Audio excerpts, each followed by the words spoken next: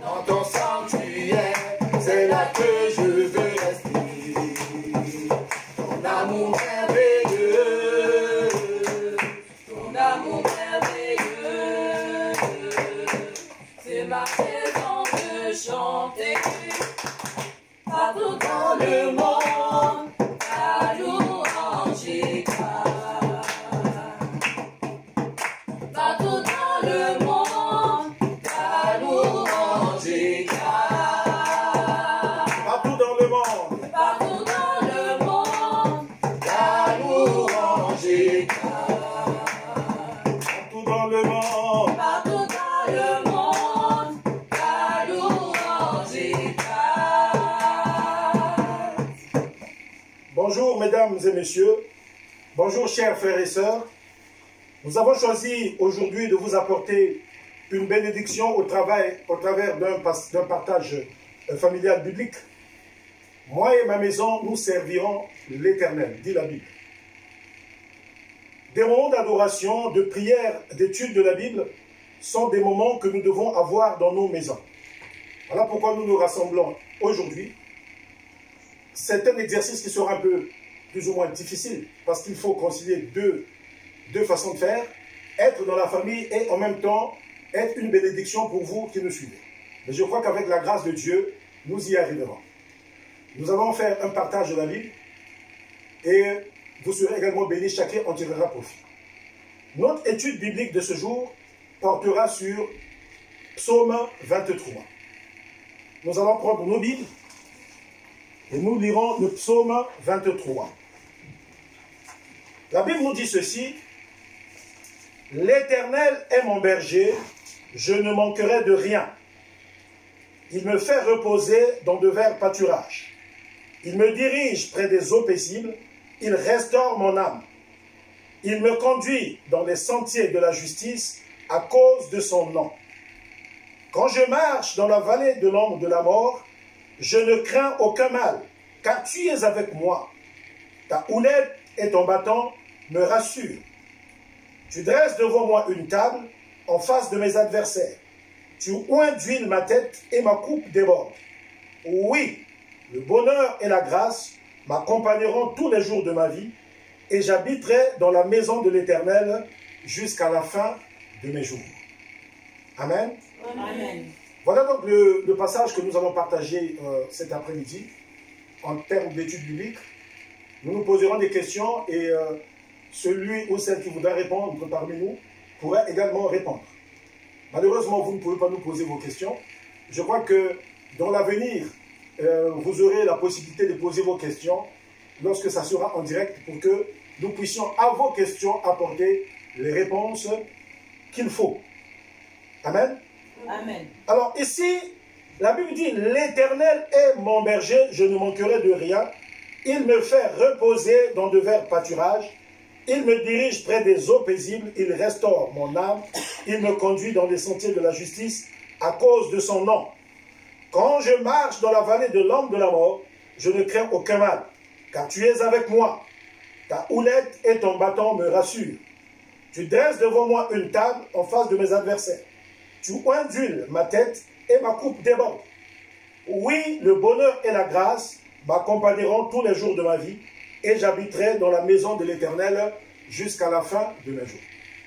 Bien-aimés, ce psaume, beaucoup de chrétiens et même beaucoup de païens en ont fait une prière et même lorsque ils sont hors contexte. J'ai vu beaucoup de gens qui, avant quand ils se réveillent le matin, avant d'aller au travail, ou bien d'aller à l'école, ou bien de sortir, d'aller rendre visite à quelqu'un, ils lisent de façon mécanique ce psaume. Lorsqu'ils ont lu, ils disent Amen et ils partent. Et d'autres encore, pire, avant de dormir, ils prennent leur Bible, ils ouvrent sur la page Psaume 23, ils laissent la Bible ouverte et en se disant et en étant convaincus en eux-mêmes que le verset va s'appliquer dans leur vie. Nous verrons tout au long de ce partage comment ce que nous devons faire pour en tirer bénéfice et qui peut en tirer bénéfice. Alors, la première question que je vais poser, puisque je ne vais pas parler seul, c'est un impératif à deux directions. Parler dans la famille, dans le cadre d'une étude biblique familiale, et en même temps, nous adressons à vous. Alors, de quoi s'agit-il dans ce passage? De quoi s'agit-il dans le psaume 23? Jules, tu peux répondre? C'est un cantique de David dans lequel il dit que l'Éternel est son berger et que du coup lui c'est sa brebis. Et comme le berger prend soin de ses brebis, alors il prend soin de lui aussi. Amen. Amen. C'est un psaume de David. Vous lirez, si vous avez peut-être le titre, dans votre Bible, Cantique de David. David est le roi d'Israël au moment où il écrit ce psaume. Roi d'Israël, un roi puissant, un roi qui a tout. Il a tout avec lui. Mais il dit, l'Éternel est mon berger. Dans sa position de roi, il n'avait qu'à donner un ordre. S'il avait besoin de manger tel gibier, il disait à quelqu'un, il donnait un ordre, on allait le lui chercher. S'il voulait boire telle boisson, il n'avait qu'à dire un mot et les gens, les hommes et les femmes qui étaient à sa disposition pouvaient aller le chercher. Lorsqu'il était attaqué par une armée étrangère, il était sûr que son armée le défendrait. En tout cas, s'il avait même besoin de telle quantité ou telle quantité d'or, il enverrait seulement ces gens pour aller lui chercher. S'il voulait porter un vêtement de tel prix, de telle couture, il avait des gens à sa disposition. Mais ce roi si puissant, ce roi si riche, dira, l'Éternel est mon berger. L'Éternel est mon berger. Ça veut dire que David ne s'appuyait pas sur ses richesses. Il avait tout ce qu'il fallait. Mais il se disait en lui-même que tout ce qu'il avait venait de l'Éternel. Tout ce qu'il avait venait de l'Éternel. Et que même s'il était en vie au moment où il écrivait ce psaume, c'est parce que l'Éternel avait fait en sorte qu'il soit en vie. Et il dira, l'Éternel est mon berger. Alors la question que je vais te poser à toi, mon frère qui nous suit, ou à nous tous qui sommes ici, papa, maman avec les enfants, est-ce que l'Éternel est notre berger? Est-ce que l'Éternel est notre berger? Parce qu'il dit, l'Éternel est mon berger. Et c'est pour cela que je ne manquerai de rien. Parce que l'Éternel est mon berger. Alléluia. Amen. Parce que l'Éternel est mon berger, c'est pour cela que je ne manquerai de rien. Ça m'a toujours dépassé lorsque je vois un roi comme ça. Comment l'Éternel? Comment je ne peux manquer de rien? Parce que l'Éternel est mon berger. Mais il savait de quoi il parlait. Alors, est-ce que l'Éternel est ton berger? Peut-être tu ne connais pas encore Jésus, tu récites. Tu récites, comme tout le monde. Tu dis que tu ne manqueras de rien parce que tu apportes ta dîme à l'église ou bien tes offrandes. Bon, nous avons la pratique dans notre société actuelle où même les païens vont apporter leur dîme à l'église et leur offrande, se disant que puisqu'ils ont apporté la semence dans la maison de Dieu, alors ils ne manqueraient de rien. Est-ce qu'ils peuvent s'attendre à quelque chose de la part de Dieu en refusant Dieu lui-même, en refusant de donner leur vie à Dieu et en apportant leur argent pour que le Seigneur puisse leur apporter une bénédiction en retour? C'est totalement faux. C'est totalement faux. Il faut que l'Éternel soit ton berger pour que tu ne manques de rien. Il faut que l'Éternel soit ton berger pour qu'il soit la source de ton approvisionnement. Alléluia. L'Éternel est mon berger. Et vous lirez, tout ce qui vient après, toutes les bénédictions qui s'en suivent, c'est simplement parce que l'Éternel est son berger. Alléluia. Amen. Alors, lorsqu'on parle de berger, je vais vous amener dans le domaine purement naturel. Qu'est-ce qu'un berger? Le mot berger veut dire pasteur. Mais qu'est-ce qu'un berger? Un berger, c'est celui qui s'occupe des bœufs.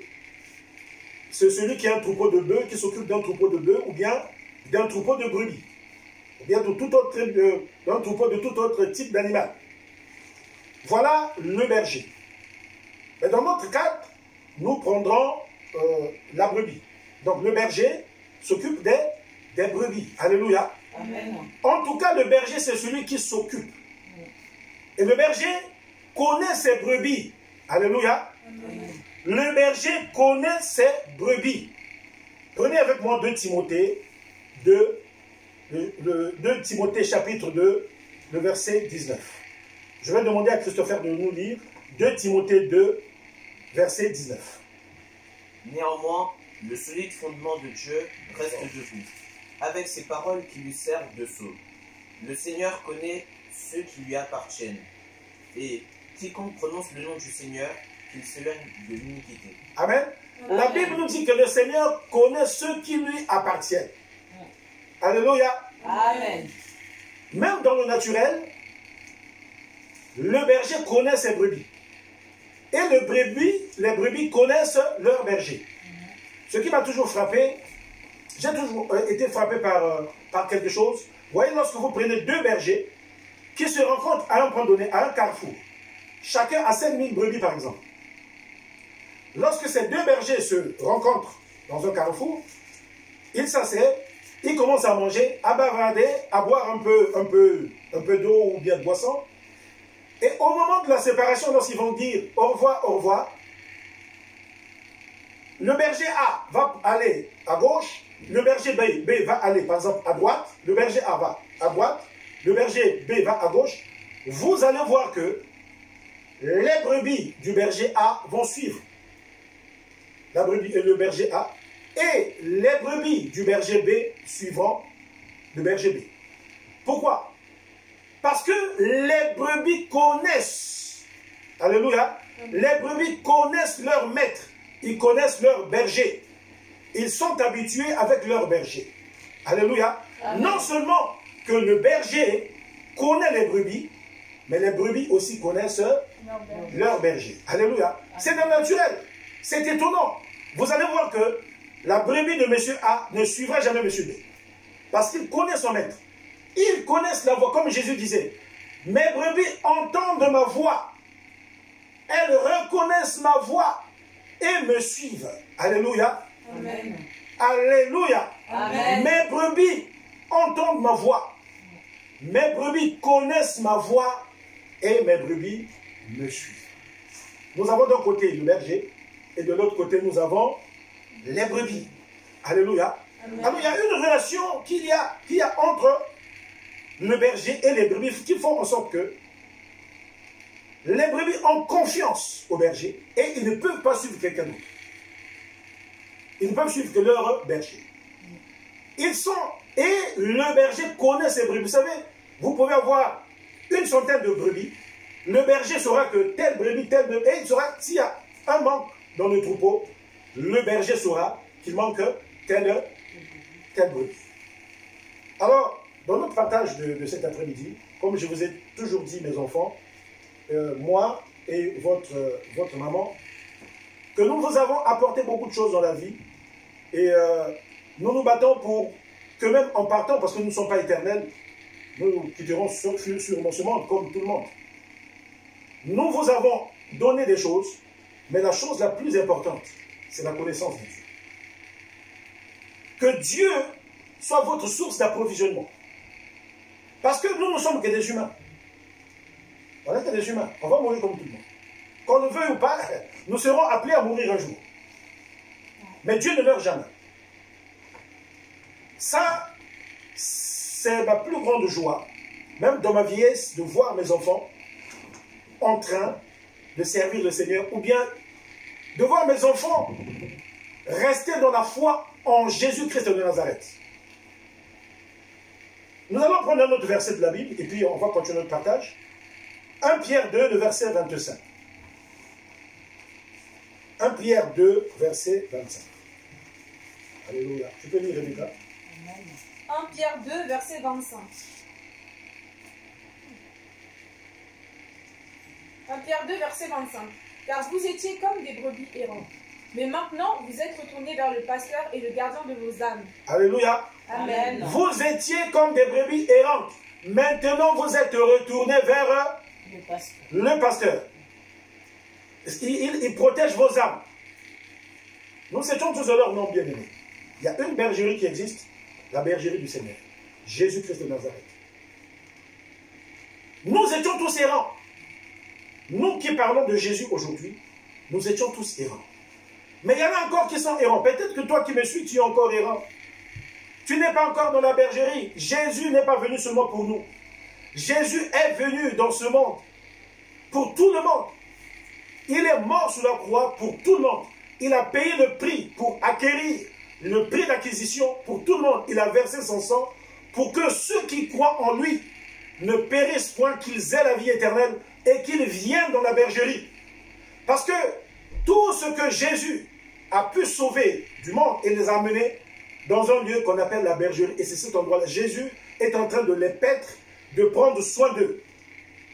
Si tu n'as pas encore donné ta vie à Jésus, tu peux le faire et entrer dans la bergerie du Seigneur. Nous étions tous errants. Chacun suivait sa propre voie.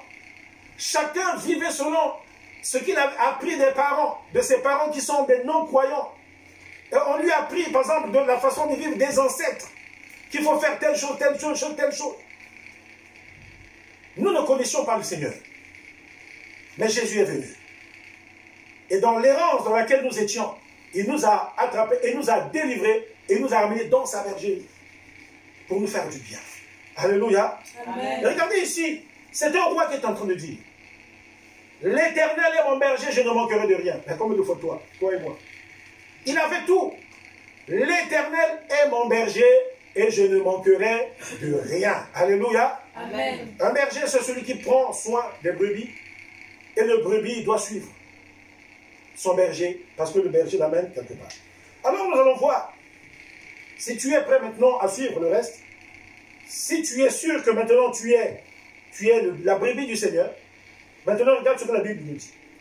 Le verset 2, la Bible nous dit ceci: parce que l'Éternel est mon berger, je ne manquerai de rien. Et il commence à citer tous les bienfaits que lui apporte le Seigneur. Il dit: il me fait reposer dans de verts pâturages. Alléluia. Amen. Dans la conduite du Seigneur. Parce que le berger se déplace toujours avec ses brebis, allant d'un lieu à l'autre. Lorsqu'il trouve qu'ici, il n'y a plus suffisamment de choses, de bonnes choses pour les brebis, il les amène ailleurs, là où ils pourront trouver mieux. Et la Bible nous dit: il me fait reposer dans de verts pâturages. Si l'Éternel est ton berger, il t'accordera le repos. Alléluia. Amen. Celui qui parle ici, bien aimé, c'est quelqu'un qui a connu du trouble dans sa vie. Il a été pourchassé par Saül, le premier roi d'Israël, cherchant à détruire sa vie. Mais parce que David connaissait l'Éternel, qui est son berger, et le Seigneur lui a assuré la sécurité. Oh bien-aimé, la sécurité, c'est en Jésus-Christ de Nazareth. Le repos de l'âme, le repos, tu te reposes, ce qu'on appelle en hébreu le Shabbat. Le repos, tu te reposes, la paix de l'âme se trouve en Jésus. L'Éternel est mon berger et dit: je ne manquerai de rien. Et parmi les choses que le Seigneur lui apporte, il me fait reposer dans de verts pâturages. Prenez l'image d'une brebis qui arrive dans de verts pâturages. Non seulement il se repose, mais il y a de l'herbe qu'il trouve et il mange. Le Seigneur pourvoira à tes besoins, mon bien-aimé. Il pourvoira à tous tes besoins. C'est pour ça qu'il est écrit dans la Bible: ne vous inquiétez de rien. De ce que vous allez manger, de ce que vous allez boire, de quoi vous allez vous vêtir. Ce sont les païens, ceux qui ne connaissent pas le Seigneur, qui doivent s'en inquiéter. Mais vous, votre Père sait que vous en avez besoin. En tout cas, moi j'ai une petite expérience. Notre famille, nous avons un petit élevage familial de poules. En tout cas, je n'ai jamais vu mes poulets et ma poule s'inquiéter une seule fois. Dès qu'ils me voient arriver, quel que soit l'endroit où ils se trouvaient, ils commencent à courir vers moi, parce qu'ils savent que je vais leur apporter à manger. Alors si un animal peut reconnaître que son maître, lorsqu'il s'approche, c'est pour lui apporter quelque chose de bien. Mais combien de fois, toi qui es un homme, moi qui suis un homme, créé à l'image de Dieu, plus intelligent comme nous le pensons nous, qu'un animal, devons-nous croire et comprendre que la parole de Dieu est la vérité. Il a dit: cherchez premièrement le royaume des cieux et sa justice, et toutes les autres choses vous seront données. Entrez premièrement dans la bergerie. Si vous entrez dans la bergerie, lui, il vous conduira là où vous trouverez à manger, et tous vos besoins seront pourvus. Bien aimé, j'ai vu beaucoup de choses dans ma vie. Et je dis souvent à mes enfants, à mon épouse, des témoignages dans ma vie. Dieu est fidèle. Si les hommes sont infidèles, Dieu n'a jamais été infidèle. Il est fidèle à sa parole. Ce qu'il dit, il s'accomplit. Dieu prend soin de ses enfants. Il sait prendre soin de ses enfants. Peut-être tu traverses des moments difficiles. Et regarde, essaie de regarder, est-ce que tu es toujours dans la bergerie? Est-ce que tu as rencontré ces problèmes dans la bergerie? Alléluia. Parce que dans le repos, même dans des moments difficiles, si c'est lui qui t'a conduit, vous savez, quand un berger se déplace, il va d'un lieu à un autre. Mais parfois, il peut traverser des lieux escarpés. Il peut arriver quelque part, il y a des ravins. Alléluia. Mais s'il n'est pas sûr que les brebis pourront passer par cet endroit et atteindre leur destination, il ne les amènerait jamais là. Et un berger, avant d'amener son troupeau dans un autre endroit, il va d'abord regarder si cet endroit est bien. Si ici, il n'y a pas de piège, s'il n'y a pas de prédateurs, si ces brebis ne risqueront pas leur vie. Il va d'abord regarder. Et après seulement, il amènera, lorsqu'il se rendra compte que toutes les mesures de sécurité sont là pour que les brebis vivent bien. Tu n'as pas fait une erreur, mon ami, d'avoir donné ta vie à Jésus. Mais est-ce que, comme j'ai dit tout à l'heure, tu n'as pas de repos? Tu es toujours dans l'inquiétude. Est-ce que la situation difficile que tu traverses, est-ce que tu la traverses dans le lieu dans lequel le Seigneur t'a mis, ou bien dans le lieu où tu es allé toi-même? Je vais m'expliquer, bien aimé. Dans notre petit élevage familial, il m'arrive de voir une poule sauter le grillage et aller de l'autre côté. Alors que nous avons mis le grillage pour sécuriser contre les prédateurs. Mais la poule va voler et aller de l'autre côté. Tu as beau courir après, parfois tu es tellement essoufflé que tu ne peux même pas l'attraper. La poule est convaincue que là où elle est, c'est mieux que d'être dans le grillage. Là où son maître l'a mis pour être en sécurité. Et beaucoup de chrétiens sont comme ça. Beaucoup de chrétiens se sont retrouvés dans des situations difficiles parce qu'ils sont sortis de la bergerie. Alléluia. Là où le Seigneur allait leur donner du repos, le Seigneur les a conduits quelque part pour qu'ils se reposent. Mais peut-être qu'avec leurs yeux, ils ont vu qu'il n'y avait pas de repos. Alors, ils se sont débrouillés à trouver du repos ailleurs. Alléluia. Amen. Je prends un exemple. Combien, je suis un Africain, combien d'Africains ont fui l'Afrique? Des hommes de Dieu, des enfants de Dieu, des hommes de Dieu qui ont abandonné des églises, qui sont venus en Europe, simplement parce qu'ils sont venus chercher. Étaient-ils conduits par Dieu d'abandonner l'église du Seigneur? Si c'est par Dieu, que Dieu soit béni.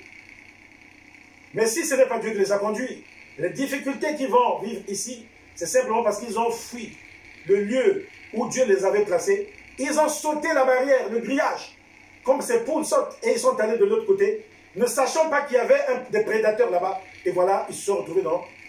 Alors si tu te retrouves dans une telle situation, moi ce que je te demanderais, de crier à Dieu, de demander pardon à Dieu, et de voir avec Dieu. De voir avec Dieu si tu dois rester ici ou bien repartir. Oh, combien de nos bien-aimés se sont retrouvés aujourd'hui dans des situations difficiles.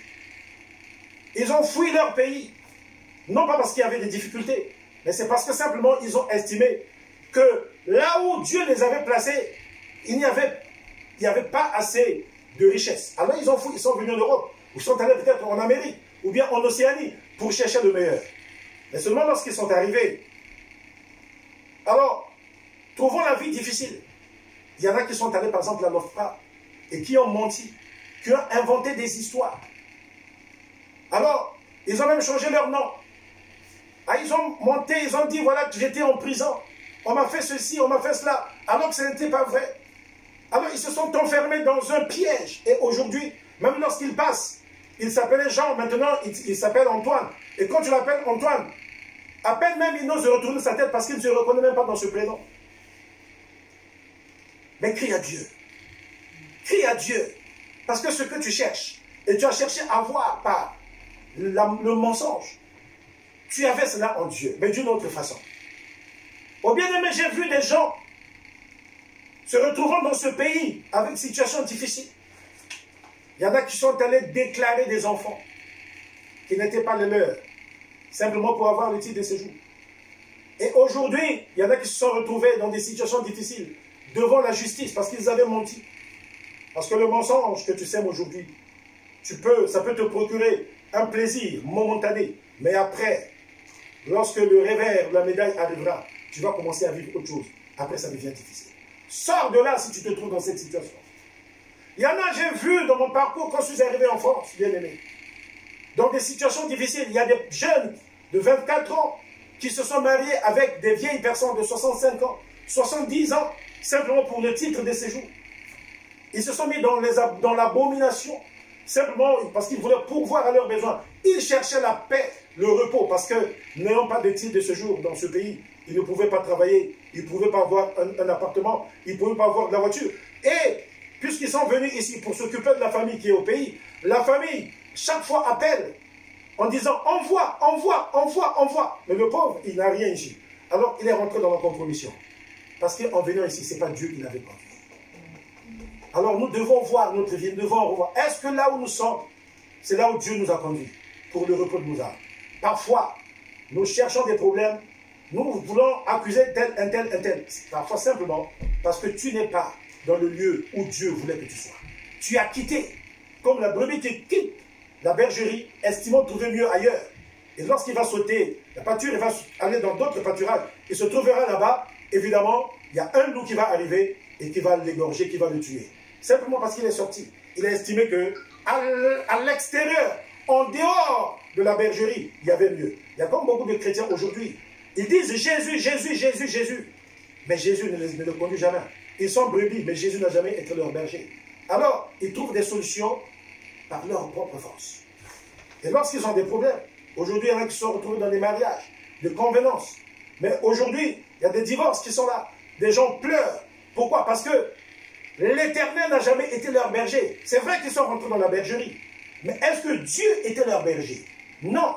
Le berger, c'est celui qui conduit. Et la brebis doit suivre le berger. Mais ces gens n'ont jamais accepté la conduite du Seigneur. Nous ne les accusons pas. Au contraire, nous vous portons dans notre cœur. Nous vous disons simplement, si vous êtes dans cette situation, nous prions pour vous, mais prions aussi pour vous. Sortez de ces griffes-là. Criez à Dieu. Dieu est capable de vous ramener dans la bergerie et de reprendre la vie avec vous. La situation dans laquelle vous vous trouvez, la situation difficile, si elle est née du péché, si elle est née simplement du fait que vous êtes sorti de la bergerie, la solution c'est que vous puissiez retourner dans la bergerie. Sinon, il n'y aura absolument rien. Jésus vous aime beaucoup. Alléluia. Amen. Voilà, donc là nous parlions, il me fait reposer dans le verre pâturage. Est-ce que quelqu'un a quelque chose à dire par rapport à ça? On parle de la spontanéité. Par rapport au verre pâturage, alléluia. Il me fait reposer dans de verres pâturage. En tout cas, en Dieu, il y a le repos, bien aimé. J'ai expérimenté cela dans ma vie. Vous savez, j'ai traversé des moments difficiles, moi qui vous parle. Je le dirai dans un témoignage que j'enregistrerai dans les jours ou peut-être les semaines à venir. Mais j'ai vu la fidélité de Dieu. Dieu est vraiment pourvoyeur. Si tu fais de Dieu ton berger, il te donnera le repos. Même dans les moments difficiles, j'avais le sourire sur mes lèvres. Même dans les moments difficiles, j'avais la joie. Je dormais tranquillement. Alors que, objectivement, lorsqu'on regardait, je vous dis, il y a même des gens qui se moquaient de moi, moi qui vous parle. Mais Dieu est fidèle. Dieu est fidèle. Dieu aime ses enfants. Dieu aime ses brebis, que nous sommes ses enfants. Dieu prend soin de ses brebis. Dieu, le Dieu que nous servons, c'est un Dieu vrai, un Dieu fidèle, un Dieu juste, un Dieu bon. Il ne ment jamais. Jamais, jamais, je vous dis, et au grand jamais. Si tu te laisses conduire par Dieu, tu verras qu'il donne le repos. Si David l'a dit, il n'a pas dit pour rien. David, c'est quelqu'un qui a expérimenté. Il a expérimenté que Dieu donnait réellement du repos. Alléluia. Amen. Il me dirige près des eaux paisibles. Alléluia. Amen. Il me dirige. Parce que tout notre problème, aujourd'hui, dans l'église, c'est être dirigé. Regardez ici, on dit, il me dirige près des eaux paisibles. Il restaure mon âme. Après, on dit, il me conduit dans le sentier de la justice. Il me conduit. En fait, David dit, qui ne manquera de rien parce que Dieu le conduit et il se laisse conduire. On peut être dans l'église, on peut être dans la bergerie de Dieu et ne pas se laisser conduire par Dieu. On peut dire Alléluia, chanter, prêcher l'évangile, ne pas se laisser conduire par Dieu. Lorsqu'il s'agit de la conduite, on prend ses décisions tout seul. Bien aimé, le temps est arrivé pour nous de connaître Dieu. Parce que si tu connais Dieu, si tu connais vraiment Dieu, tu te laisseras conduire par lui. Pourquoi? Parce que tu auras confiance. Et tu te laisseras, tu t'abandonneras entre tes mains. Parce que tu sauras que Dieu est le Tout-Puissant. Dieu est le Créateur de toutes choses. Dieu est fidèle. Dieu est amour. Tu vas expérimenter. Parce que tu sais de quoi tu parles. Et de quoi Dieu est convaincu. Tu vas te donner et tu te laisseras conduire par ce Dieu-là. Mais si tu sais simplement que Jésus existe, tu sais simplement que le Saint-Esprit existe, tu sais simplement que Dieu existe, tu sais simplement, mais tu ne connais pas Dieu, tu ne te laisseras jamais conduire. J'ai toujours dit ici, dans le partage de la famille, Jésus priait dans Jean 17, et il a dit, « Or la vie éternelle, c'est qu'ils te connaissent, toi, le seul vrai Dieu, et Jésus-Christ que tu as envoyé. » Alléluia. Amen. Or, la vie éternelle, c'est qu'ils te connaissent, toi, le seul vrai Dieu, et Jésus-Christ. Bien aimé, la vie que nous avons, si nous ne connaissons pas Dieu, c'est rien. Nous sommes comme des païens. Parce que le but de la vie éternelle, c'est connaître Dieu. Connaître Dieu, connaître le Père, connaître le Fils, par le Saint-Esprit. C'est ça l'objectif. Jésus l'a dit dans sa prière, « Or la vie éternelle », Jean 17, c'est qu'ils te connaissent. Est-ce que nous connaissons Dieu? Parce que si tu ne connais pas Dieu, tu ne te laisseras jamais conduire par Dieu. Si vous ne connaissez pas Dieu, vous ne vous laisserez jamais conduire par Dieu. C'est pour ça que le temps est arrivé pour nous, de ne pas connaître seulement notre Église. Nous connaissons notre Église. Nous pouvons même fermer les yeux et y arriver. Même conduire la voiture, les yeux fermés, y arriver, parce que nous connaissons le chemin qui amène à l'église. Nous connaissons bien notre pasteur. C'est bien. Nous les connaissons. C'est Dieu qui donne des pasteurs. Mais Dieu donne des pasteurs pour que ces pasteurs-là, en vous enseignant, vous amènent à la connaissance de Dieu. Pas la connaissance scripturaire, pas la connaissance des Écritures seulement, mais la connaissance, une fois que vous avez fermé, vous connaissez Dieu dans une relation intime avec Dieu. Et c'est pour ça que les pasteurs se battent midi et soir. Priez pour vous, vous enseigner la parole, c'est pour vous amener à la connaissance de Dieu. C'est parce que si vous connaissez Dieu, lorsqu'on arrivera au bureau du pasteur dans la semaine, on verra dans la queue peut-être 2 ou 3 personnes. Mais aujourd'hui, vous allez dans les églises, vous trouverez les jours où il n'y a pas de réunion, une queue, parfois de 20 ou 30 personnes dans la journée, ce n'est pas mauvais. Mais là-dedans, vous trouvez des gens qui ont 4, 5 ans, 6 ans, 10 ans dans la vie chrétienne. Ils viennent dire quelque chose au pasteur. Ils viennent demander quelque chose au pasteur. Mais quelque chose qu'ils pouvaient résoudre eux-mêmes. S'ils avaient la connaissance de Dieu. Le temps que nous avons là. Le confinement a permis que nous puissions débuter un certain nombre de choses dans nos maisons. Cherchons Dieu dans le jeûne et la prière. Cherchons Dieu dans la lecture de la parole de Dieu. Cherchons Dieu. Et la Bible nous dit que Dieu se laisse trouver par ceux qui le cherchent. Vous devez connaître votre berger. Parce que les brebis connaissent leur berger. Moi, je sais que Macron, c'est le président de la France. Mais je ne connais pas Macron. C'est lui qui dirige la France. Je sais qu'il s'appelle Macron. Mais je ne le connais pas. Vous connaissez, vous avez entendu parler de Jésus. Vous savez que le nom de Jésus existe. Le nom Dieu existe. Yahweh ou bien Jéhovah existe. Le connaissez-vous vraiment?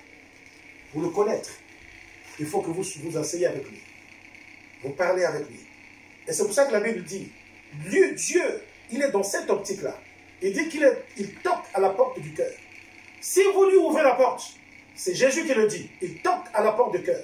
Si vous lui ouvrez votre cœur, il y entre avec son Père, il s'assied, il va souper avec vous. Il va souper avec vous dans quelle optique? C'est l'optique de faire connaissance. Lui, il vous connaît pour que vous puissiez le connaître. Alléluia. Amen. Dieu veut que vous puissiez le connaître. Si vous connaissez Dieu, vous ne direz pas, venez tester la puissance du Dieu de mon pasteur. Comme Saül disait à Samuel, ton Dieu. Ce n'était pas son Dieu. Il dit, c'est pour ça que j'ai pris ces animaux-là, je les ai immolés pour faire un sacrifice à ton Dieu.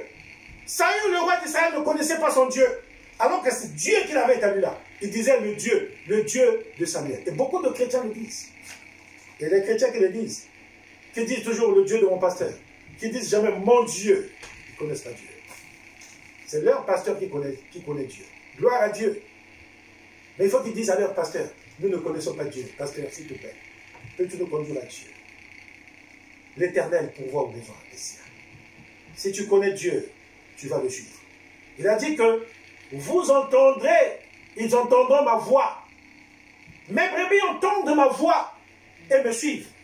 Ils ne suivront pas la voix d'un étranger. Bien-aimé, avant de passer la parole sûrement à quelqu'un qui voudra parler ici, parce que je vous ai dit que c'était un peu beaucoup plus difficile, parce que parler en même temps dans la famille et puis de vous adresser à vous. Bien-aimé, j'ai été frappé par le témoignage d'un homme de Dieu. C'est un grand homme de Dieu qui est au Nigeria et qui a fait un témoignage. Il a dit que lorsqu'il s'est converti, alors on l'a amené dans une église. Et pendant le culte, l'adoration, la prière, quelqu'un a commencé à crier dans la salle. Voici ce que Dieu a dit, voici ce que Dieu dit. Et la personne a commencé à dire ce que Dieu lui avait dit. Alors cet homme de Dieu, à l'époque il n'était qu'un chrétien. Il venait juste de se convertir. Alors il se tourne vers la personne qui l'avait amené à l'église. Il a dit, mais tu as entendu ce que la personne a dit? Il a dit que Dieu a parlé. Tu as entendu Dieu parler ici? Moi, je n'ai pas entendu. Comment tu as entendu Dieu parler? Et la personne lui a dit, non, mais Dieu parle. Il a dit, mais comment toi tu n'as pas entendu? Pourquoi il y a quelqu'un qui a entendu? Et après il a dit, non, si Dieu parle, moi, il faut que ce Dieu-là commence à me parler. Pourquoi il va parler seulement à d'autres personnes? Moi qui suis son enfant, il ne me parlera pas. Et depuis ce jour-là, il a commencé à chercher Dieu dans les jeûnes et les prières pour que son oreille s'ouvre à la voix de Dieu. Et depuis ce jour-là, ce n'est pas que Dieu lui parle tout le temps, non. Mais il a appris à reconnaître la voix de Dieu parce que Dieu parle. Alléluia. Amen. Dieu parle. Les brebis entendent ma voix. Dieu peut vous parler de façon audible. Mais vous avez également ici la voix de Dieu, la parole de Dieu. Dieu a parlé et cela a été écrit. Voilà, Dieu parle. Ça, c'est la voix de Dieu que je tiens. Est-ce que vous suivez la voix de Dieu? Ou bien vous suivez la voix des étrangers? Est-ce que quand tu es dans des difficultés, tu suis la voix de Dieu? Si tu suis la voix de Dieu, mon ami, je t'assure, tu entendras mon témoignage prochainement. Je suis convaincu, celui qui avait dit que le malheur atteint souvent le juste, mais le Seigneur l'en délivre toujours. J'ai expérimenté cela dans ma vie. J'ai traversé des moments difficiles. Mais le grand berger, le berger, mon berger, l'a pourvu à mes besoins. Même dans des moments difficiles, il continue à pourvoir à mes besoins. Oui, le malheur frappe souvent le juste, mais le Seigneur l'en délivre toujours. Et David a dit, j'ai été jeune et j'ai vieilli. Je n'ai pas vu un juste abandonné. Et ni sa descendance, mon Dieu ne s'en parle. J'ai été jeune et j'ai vieilli. Mais je n'ai pas vu le juste abandonné.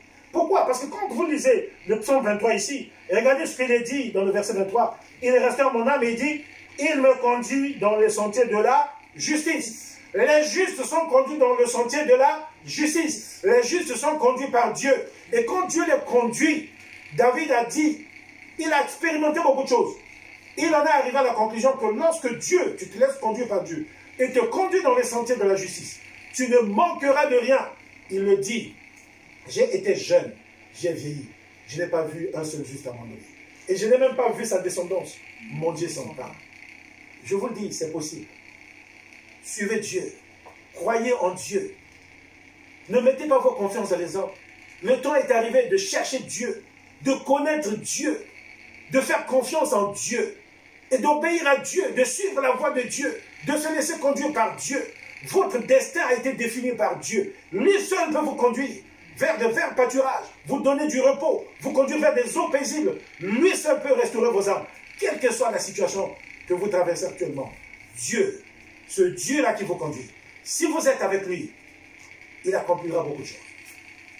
Alors, il y a quelqu'un qui veut prendre la parole? Parce que je vois que je parle trop. Je parle beaucoup, mais je veux que quelqu'un d'autre prenne la parole. Tu veux prendre la parole? Je voudrais dire quelque chose au verset 4 qui dit que quand je marche dans la vallée de l'ombre de la mort, je ne crains aucun mal car tu es avec moi. Donc on voit dans ce passage où David disait que quand je marche dans la vallée de l'ombre de la mort, de nos jours, qu'est-ce qu'un être humain craint le plus? Qu'est-ce qui effraie l'être humain? La mort effraie tout le monde. Bien sûr, la mort effraie tout le monde, sauf pour ceux qui sont en Jésus-Christ.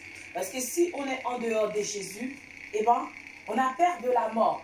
Parce que qu'on soit président, qu'on soit, quelle que soit notre famille, quelle que soit notre race, quelle que soit notre identité, on est obligé de passer par là. On n'a pas le choix. Mais après la mort, où iras-tu? Où iras-tu? Qu'est-ce que tu vas devenir? Est-ce que ton argent va t'accompagner?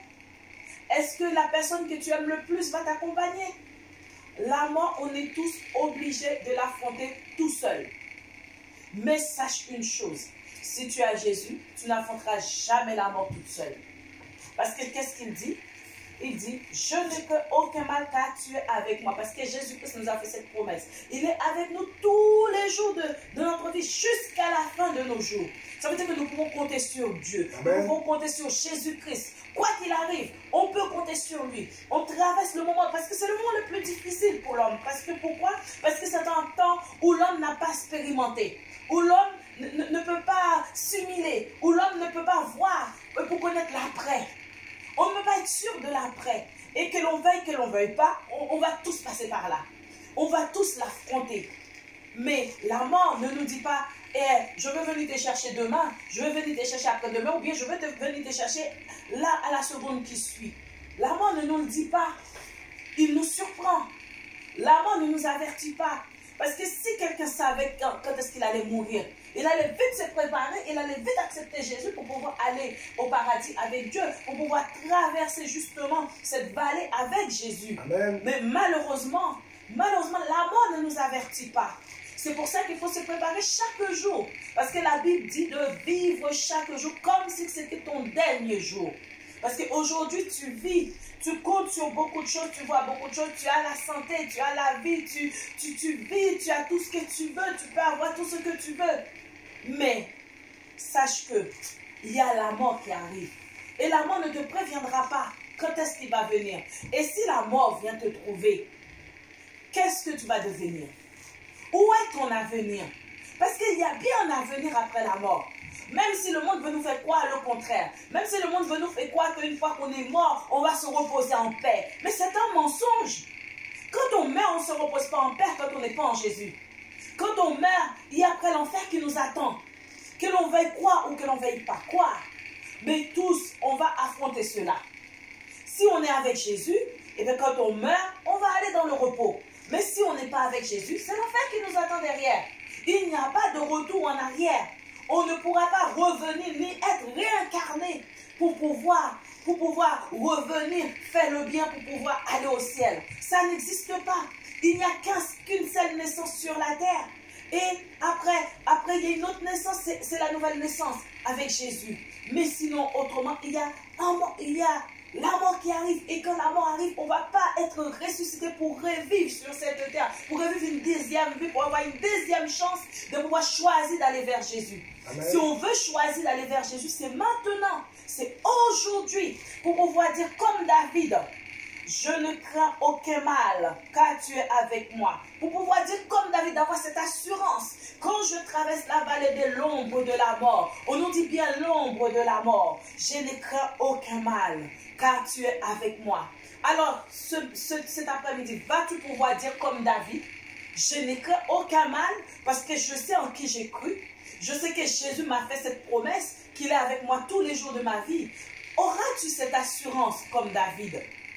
Est-ce que tu pourras vraiment traverser l'ombre de la mort sans crainte, sans avoir peur de lendemain, sans avoir peur de ce que tu vas découvrir, sans avoir peur de ce que tu vas rencontrer?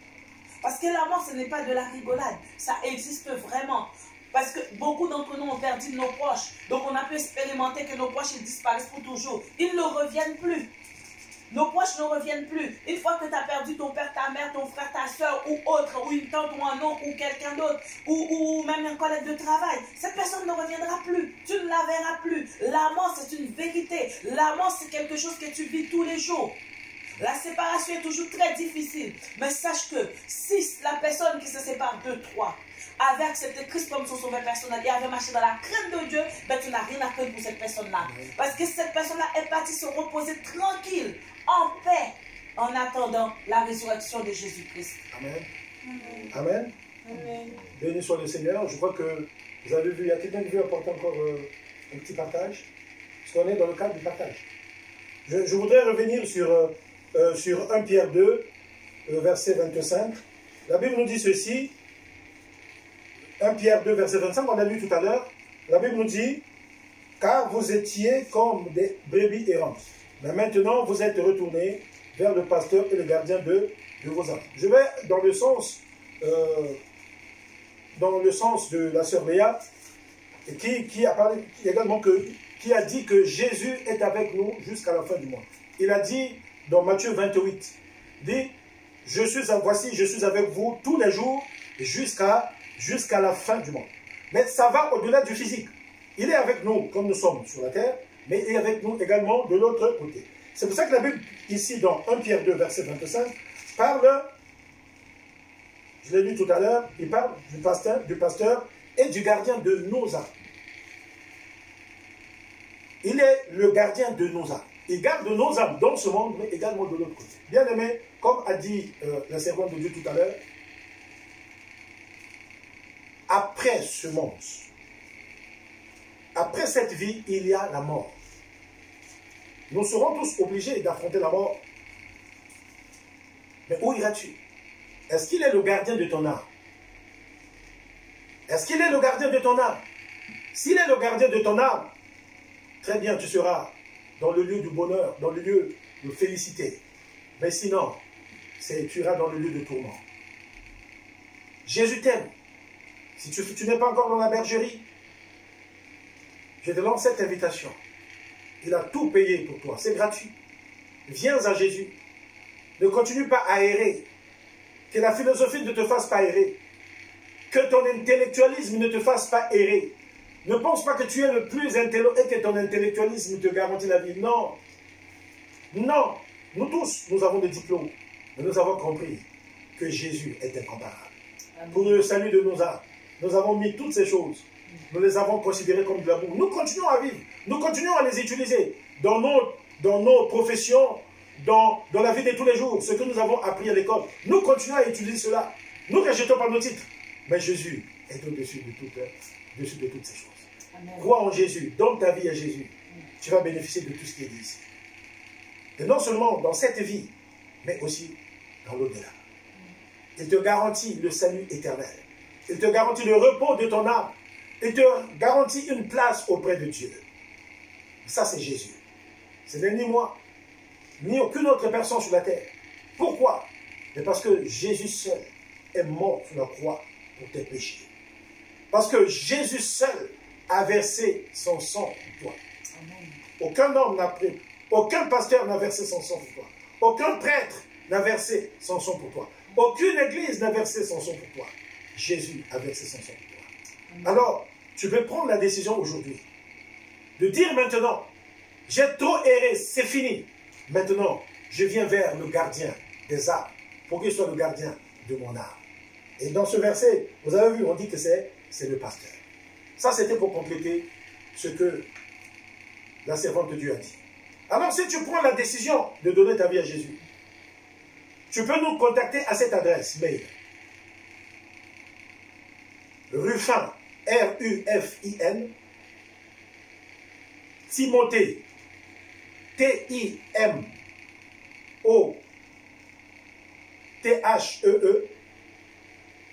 Non, excusez-moi, je me suis trompé. Ça, c'est une autre adresse mail. Je vais vous donner une autre adresse mail.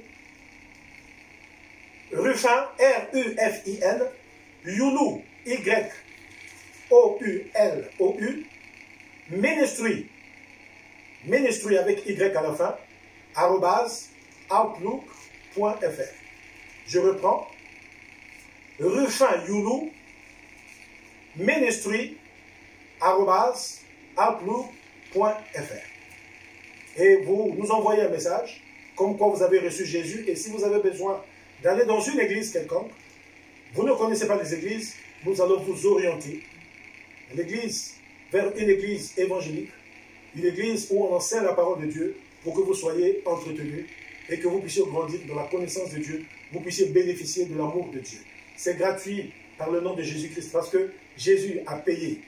Et maintenant, vous pouvez, en venant à lui, recevoir gratuitement toutes ces choses. Dieu n'a pas besoin de votre argent, il n'a pas besoin de votre titre, il a besoin simplement de votre cœur. Lui, il est déjà Dieu, mais il va vous bénir. Alléluia. Amen. Je voulais dire aussi quelque chose dans ce partage. Une autre chose, et je crois qu'on terminera par là. Nous parlons de la bergerie. Alors, je voulais te poser la question à toi qui m'écoutes. Est-ce que tu as une bergerie? Est-ce que tu as une église locale? Parce que c'est vrai que Jésus est le berger. Il faut que déjà Jésus devienne ton berger. Lorsqu'il est ton berger, Jésus va t'orienter dans une église locale. Aujourd'hui, beaucoup de chrétiens n'ont pas d'église locale. Il y a plusieurs raisons. On n'est pas là pour condamner quelqu'un. Mais s'il vous plaît, cherchez une église locale. Parce que c'est le moyen que Dieu utilise pour vous bénir. Il a établi des prophètes, des apôtres, des pasteurs, des évangélistes. Il a établi 5 ministères pour prendre soin de vous, pour que vous puissiez grandir dans la foi, dans la connaissance de Dieu, et que demain, vous aussi, vous puissiez devenir quelqu'un d'utile dans la maison de Dieu, dans le service de Dieu. Alors, trouvez une église locale, parce qu'aujourd'hui, il y a des chrétiens qui ont pris la décision de ne plus aller dans une église locale. Et il y a des chrétiens qui ont même des pasteurs qui n'ont jamais vu. Pasteur sur net. Un tel, c'est mon pasteur. Il ne le connaît pas, tu ne le connais pas. Alors que le pasteur doit connaître sa brebis et la brebis doit connaître son pasteur. Mais toi, tu as un pasteur que tu n'as jamais vu et que tu ne connais même pas. Simplement parce que tu vois qu'il prêche bien, que Dieu l'utilise dans des miracles, dans des prophéties, dans des guérisons. Maintenant, tu dis que maintenant, c'est lui mon pasteur. Il n'est pas ton pasteur. Comment il va être ton pasteur? Ton pasteur doit avoir avec toi un rapport humain. Il doit te connaître. Et toi, tu dois le connaître. Vous devez vous voir comme ça. Alors, j'exhorte quelqu'un. Peut-être que tu te trouves dans cette situation. Tu as été tellement déçu par les pasteurs. Tu as été déçu par des hommes de Dieu. On sait, nous savons tous. Vous savez, moi qui vous parle. J'ai été déçu. Mais j'ai toujours dit que ma relation avec Dieu était plus importante que tout autre. Ce n'est pas parce qu'il y a Judas qu'il n'y a pas Pierre, qu'il n'y a pas Jean. Judas a trahi Jésus. Pierre aussi avait trahi Jésus, mais il est revenu. Mais ce n'est pas parce qu'il y a eu Judas qui a vendu Jésus, qu'il n'y a pas Jacques, qu'il n'y a pas Jean, qu'il n'y a pas un tel. Il y a des hommes de Dieu qui vous ont fait du mal, mais il y a des vrais hommes de Dieu. Priez Dieu, que Dieu vous conduise dans une bergerie, vous serez entendus.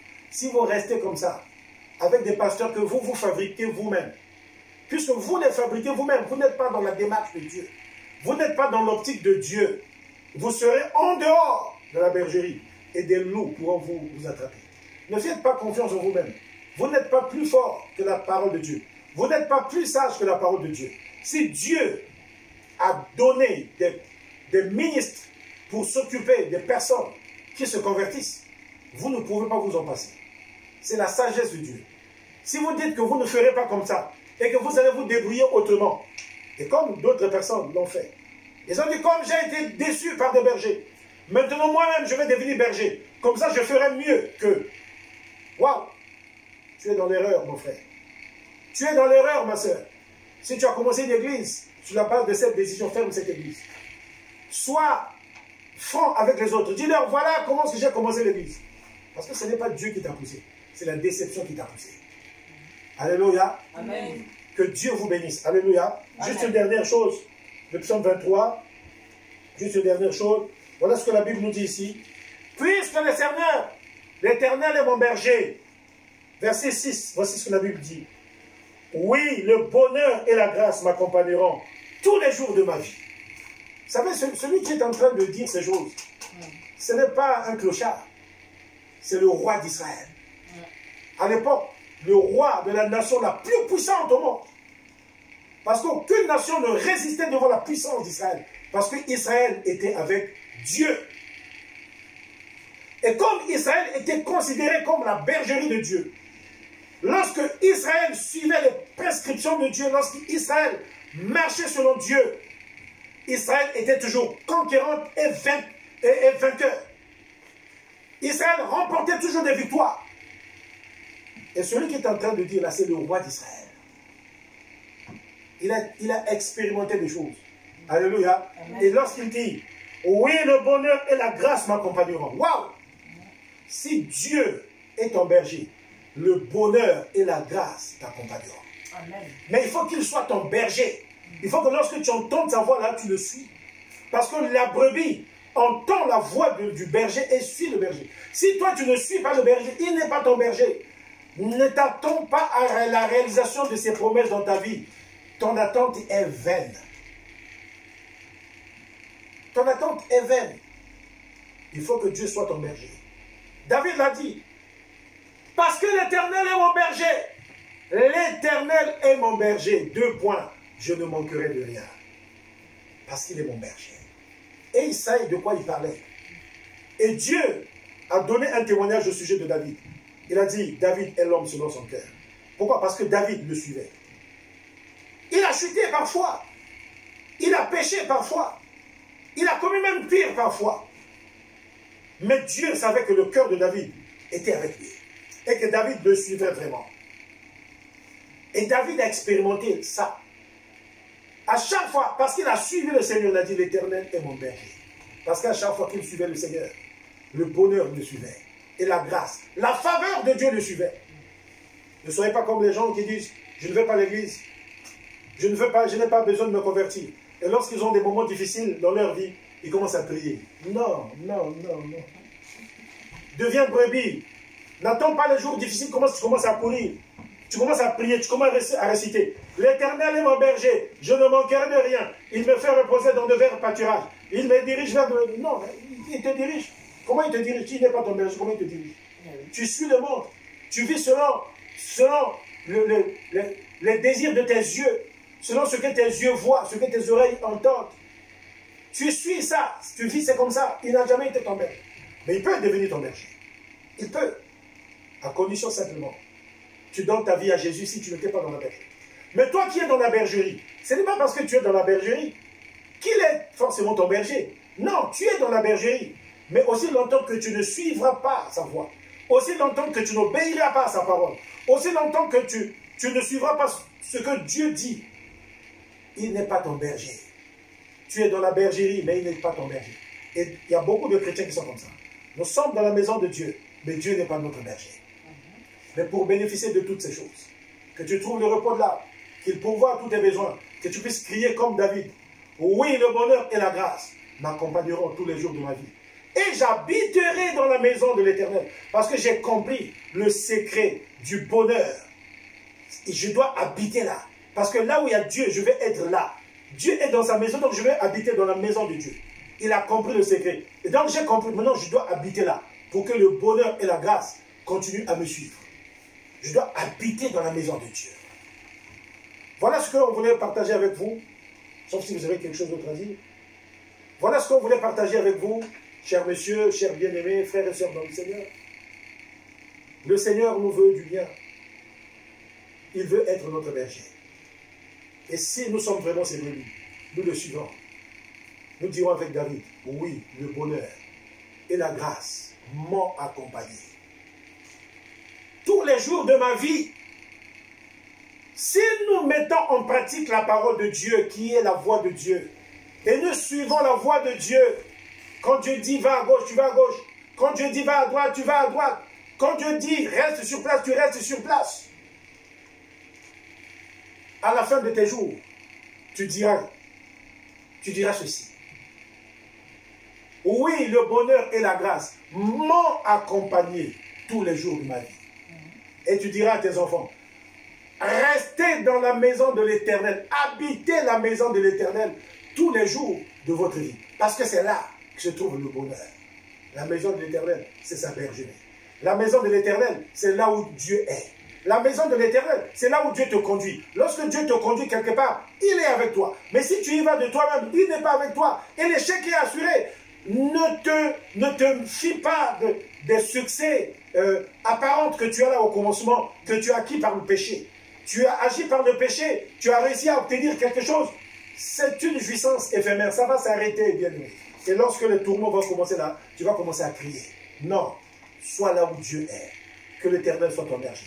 Alors, à toi qui avais laissé ta Bible ouverte, avec ce psaume ça, avec le psaume 23, comme ça, sans que tu es à l'église, sans que tu aies donné ta vie à Jésus, donne ta vie à Jésus.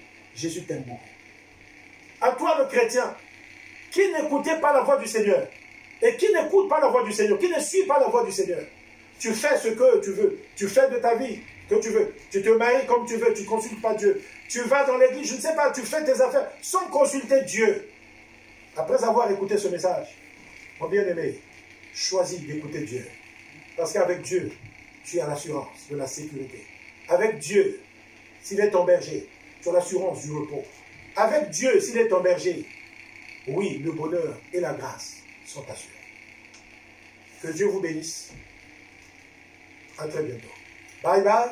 Bye bye. Que Dieu vous bénisse.